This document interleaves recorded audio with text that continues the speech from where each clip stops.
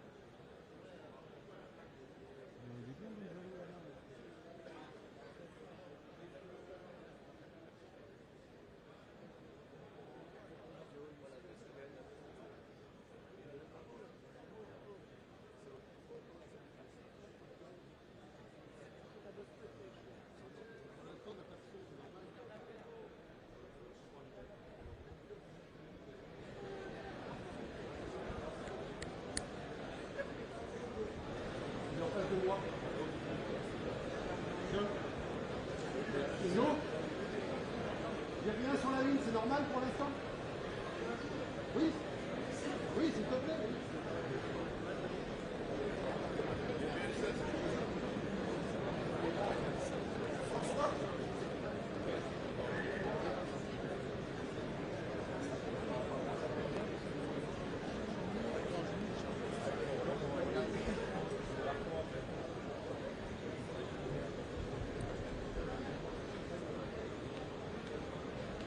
C'est bon, c'est bon, c'est bon. C'est bon, j'ai mis. Il a le mille. C'est bon alors. Il a le mille.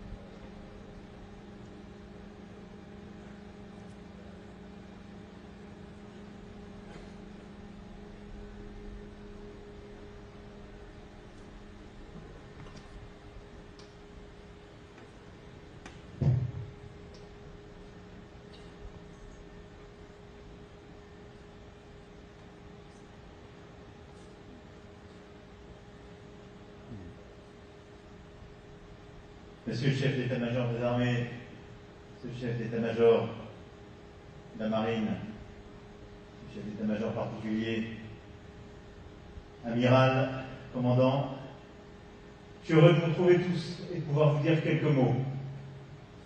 D'abord pour vous remercier de la manœuvre qui vient d'être opérée il y a quelques jours. Je sais que vous étiez parti depuis fin janvier, que vous aviez déjà mené plusieurs exercices en Atlantique Nord et compte tenu des frappes décidées il y a un peu plus de 8 jours par Israël et les États-Unis d'Amérique, des frappes en réponse de l'Iran et de la déstabilisation de toute la région, j'ai en effet pris la décision et demandé au CEMA-ECMM de pouvoir vous donner instruction de faire route pour rejoindre la région. Peu de marines sont capables de faire ce qui a été fait, et vous l'avez fait à vitesse soutenue, je le sais, et dans une manœuvre exceptionnelle, et je voulais avant toute chose vous en remercier. C'est une grande fierté pour moi d'être à nouveau parmi vous, de vous retrouver dans ce hangar et d'être à nouveau sur le Charles de Gaulle avec l'ensemble du GAN. C'est aussi une fierté de le faire avec l'ensemble de nos moyens français et de vous voir coordonner de manière parfaite avec plusieurs Européens. Nous avons vu les frégates néerlandaises, espagnoles, maintenant italiennes, bientôt grecques qui vous rejoignent. Alors pourquoi cette manœuvre? Et quel est le cadre dans lequel vous allez opérer? Pour vous en dire quelques mots avec malgré tout la prudence d'usage, parce que le cadre est encore mouvant. D'abord pour protéger nos compatriotes. Dans la région, nous avons plus de 400 000 ressortissants qui vivent, et il est important de ramener des moyens pour pouvoir, en cas de rapatriement, de difficulté, être à la manœuvre.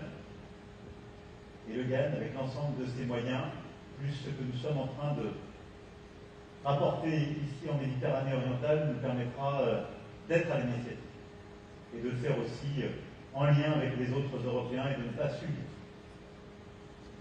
La deuxième chose, c'est de protéger aussi nos alliés, nos amis, ceux avec qui nous avons des accords de défense. Depuis le premier jour, on a envoyé des moyens système Mistral, Rafale, etc. Et c'est important de pouvoir être aussi aux côtés des pays de la région avec lesquels nous avons des accords de défense et qui peuvent être fragilisés par ce qui se passe et de pouvoir opérer l'ensemble de la manœuvre. Et tout particulièrement le faire sur Chypre, ce sera le début de votre mission.